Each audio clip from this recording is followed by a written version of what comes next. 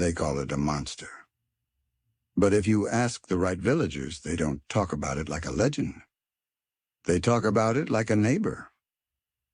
In a quiet town in the Philippines, when a baby is about to be born, some families still seal every gap in the walls and listen carefully to the roof at night, not because of a storm, not because of thieves, but because of something that comes in the dark with a long tongue and an empty stomach. You have heard of vampires, werewolves, and demons.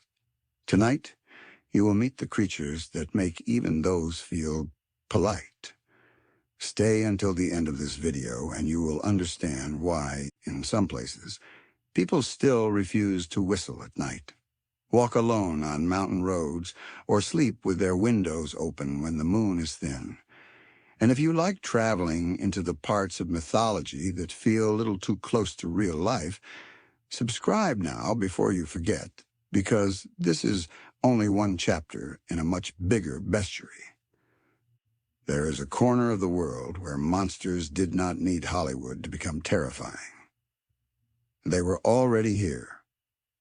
In the islands of the Philippines, long before foreign religions arrived, people were telling stories about shapeshifters that fed on unborn children, horse-headed spirits that laughed while you got lost, and things that looked like your neighbor by day, and something else entirely by night.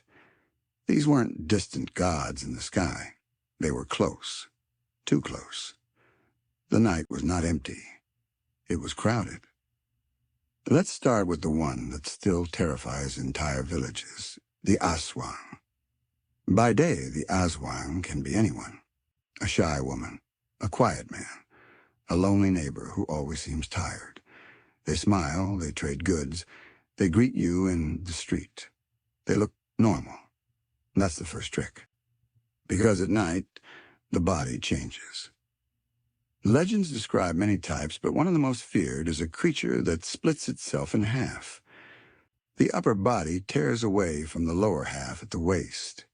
Intestines and organs hang beneath the ribs as the torso flies into the night, dragging a glistening trail behind it. Bat-like wings beat against the sky. The mouth stretches. The tongue becomes long, thin, and sharp as a blade of grass. It is hunting. The Aswang is drawn to pregnant women, sleeping families, and isolated homes. It lands silently on a roof, folds its wings, and lowers its tongue through the cracks in the ceiling or the thatch. In some stories, it can slide that tongue through keyholes, through the smallest gaps in wood and stone, like a strand of living wire. It can pierce the belly of a sleeping mother and feed on the child she has not yet held. In other versions, it steals the fetus and replaces it with a wriggling, inhuman thing, something that will die shortly after birth, leaving only grief and confusion behind. Imagine being in a small village centuries ago with no science, no hospitals, only the midwife's hands and prayer. A stillbirth isn't just tragedy. It demands an explanation. In that silence, the Aswang steps in. The fear becomes a map of rules. Do not leave pregnant women alone at night. Do not let your house sit isolated with no neighbors near. Do not ignore strange sounds on the roof, scratching, soft footsteps, a barely audible flapping. People talk about hearing a strange clicking sound in the dark, like a tongue tapping the roof. That is not just horror. It's social control. It's protection wrapped in terror. But the Aswang doesn't just hunt unborn children. In other regions, it digs up fresh graves, feeding on corpses. Sometimes it walks among the living during the day, carrying a bundle that looks like fish or meat, when in truth the meat is human, stolen and disguised to avoid notice. This is a creature that combines every fear of death, of illness, of betrayal, of the body being violated even after burial. If you're still here, you are exactly the kind of person this channel is made for. Someone who doesn't turn away when mythology gets uncomfortable. So if you haven't already, subscribe, because we are only descending deeper.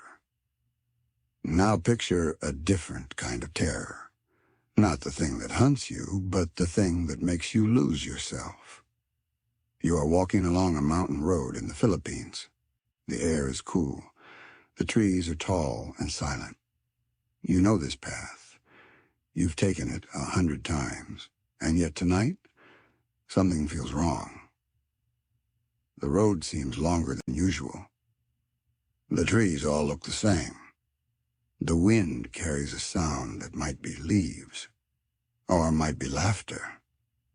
You look ahead and see a figure, tall, unnaturally tall. Its legs are long and thin, like the posts of a stilt house. Its head is not human. It's that of a horse. Eyes too bright, teeth too white. Smoke or mist curls around its ankles. It stands in the middle of the path as if it has been waiting for you. This is the Tikbalang. Half horse, half human, the Tikbalang is the spirit of the wild path, a guardian, a trickster, and sometimes a cruel guide. Its body is described as a muscular human torso with the head of a horse, long limbs and hooves that never quite touch the ground. Its mane is wild. Its eyes shine with the kind of intelligence that makes you feel like the stupid one. They say the Tikbalang loves to play with travelers, not by attacking them, by leading them in circles. You walk and you walk, and no matter how carefully you follow the path, you end up where you started. You recognize the same twisted tree, the same rock, the same fallen branch. You try another way, and somehow the world rearranges itself around you. Time passes. Your throat is dry, your legs ache, the sky darkens. The Tikbalang is never far. Some say you can feel it behind you, just at the edge of your hearing. Hooves clacking on stone, a snort of breath, a faint mocking chuckle carried on the wind. There are ways to break its game. One popular belief says that if you manage to get hold of a few strands of hair from its mane and tie them around your wrist, the Tikbalang must become your guide and protect you instead of tormenting you. Another says you must turn your shirt inside out, confuse the spirit, and force it to lose interest. But for most people, the message is simple. Don't wander alone. Don't travel at night. Don't assume the world belongs to you just because you walk on it. These stories are not just about monsters. They're about respect. Respect for the wilderness. Respect for boundaries. Respect for the idea that you are not as in control as you think. And that is the secret of many myths. They are warnings disguised as nightmares. If you are still watching, you've already broken one rule that fear tries to enforce.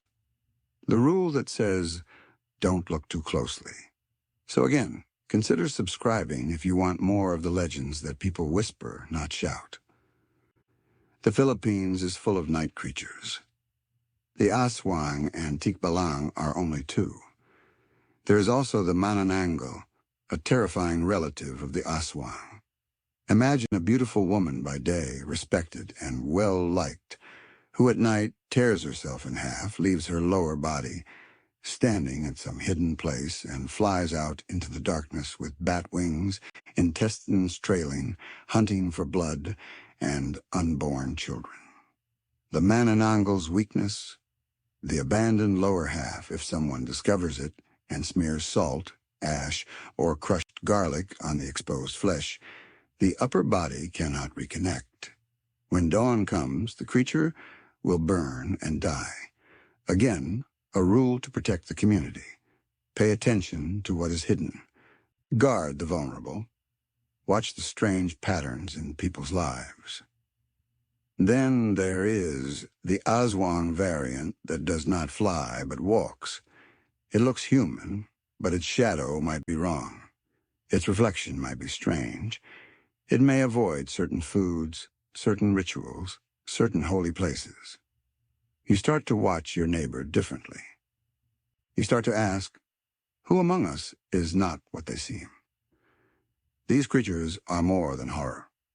They are a language of suspicion, illness, colonization, and survival.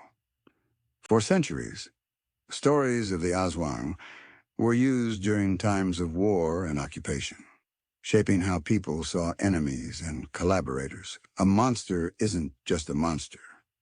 It's a mirror. Other beings crawl at the edges of this night world. The balbal, that digs up corpses and leaves a banana trunk in the coffin, shaped like a body so the family will not know. The berberoka, who plays with water, drowning those who get too close. Countless local spirits whose names change from island to island, but whose behavior feels eerily similar. Every culture has ways to talk about the things that scare it most. Death, betrayal, illness, the wilderness, outsiders, hunger. In the Philippines, those fears took on very specific, very sharp teeth. Think for a moment about the places in your own life that feel dangerous or uncontrollable. The dark road you don't like to walk at night. The hospital corridor where the outcome is uncertain. The isolated house where the wind makes too much noise. For the people who told these stories, those places were not just psychological, they were spiritual. The unknown was occupied. The darkness was crowded with intention. And yet there's another layer. These monsters also enforce care. The Aswang myth protects pregnant women, making communities check on them, surround them, and guard their homes. The Tikbalang warns against arrogance in nature, making people move carefully through forests and mountains. The Manananggal's vulnerability teaches people to watch for signs, to investigate what seems off, to fight back against invisible threats. In a way, the monsters are also teachers. But of course, that doesn't make them any less terrifying when the lights are off. Imagine living in a village where every time a baby dies, someone whispers, Aswang. Every time a traveler vanishes, someone mutters, Tikbalang. Every time a body is missing or distorted, someone suspects a creature hungry for flesh. The line between legend and real life blurs. Fear takes on a shape and a name. And here you are, centuries later, listening to the same stories across the world through a screen. The names are as sharp as ever. The images are as horrifying as ever. The only difference is that you can pause, rewind, and turn the volume down. They couldn't. If you've reached this point, something in you is drawn to the darker corners of human imagination. You are not just here for entertainment. You are here to understand why people created these things, what they were really afraid of, and why those fears still make sense. So before this video ends, do two things. First, subscribe to the channel if you haven't already so you don't miss the next journey into the myths that most people never hear about. There are entire cultures full of creatures as strange and as powerful as the ones you met tonight. Second, tell in the comments, which one unsettled you the most? The shape-shifting Aswang, the path-twisting Tikbalang, the flying Manananggal, or the corpse-hungry Balbal. Your answer will help decide which of these night creatures gets a full, dedicated episode next. Because the truth is simple. The more you look into mythology, the more you realize the monsters never really left. They just changed their faces.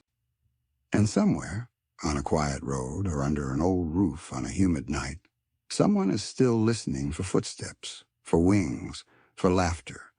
That doesn't sound quite human.